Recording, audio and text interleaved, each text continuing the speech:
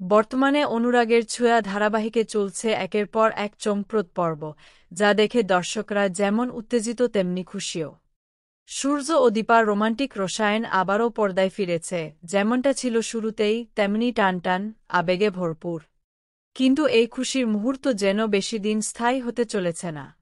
টেলিপাড়ায় জোর গুঞ্জন, এসপিএফ প্রোডাকশনের নতুন ধারাবাহিক নিয়ে টেলিভিশনের পর্দায় প্রত্যাবর্তন করতে চলেছেন জনপ্রিয় অভিনেত্রী শুলাঙ্কি রায়।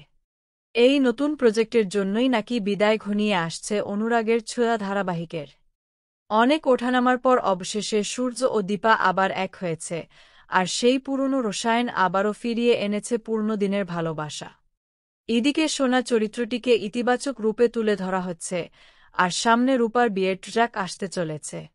অনুমান করা যাচ্ছে এই বিয়ের মাধ্যমেই শেষ হতে পারে ধারাবাহিকের দীর্ঘ সফর।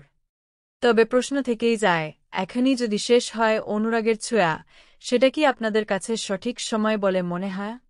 দর্শক হিসেবে আপনাদের কেমন লাগবে একটা জনপ্রিয় একটি ধারাবাহিক হঠাৎ শেষ হলে? আপনার মতামত আমাদের জানাতে ভুলবেন না, কমেন্ট করে জানান কি মনে হচ্ছে আপনার। আর ধারাবাহিকের এমন সব এক্সক্লুসিভ আপডেট পেতে চ্যানেলটি সাবস্ক্রাইব করে বেল আইকনে ক্লিক করে রাখুন।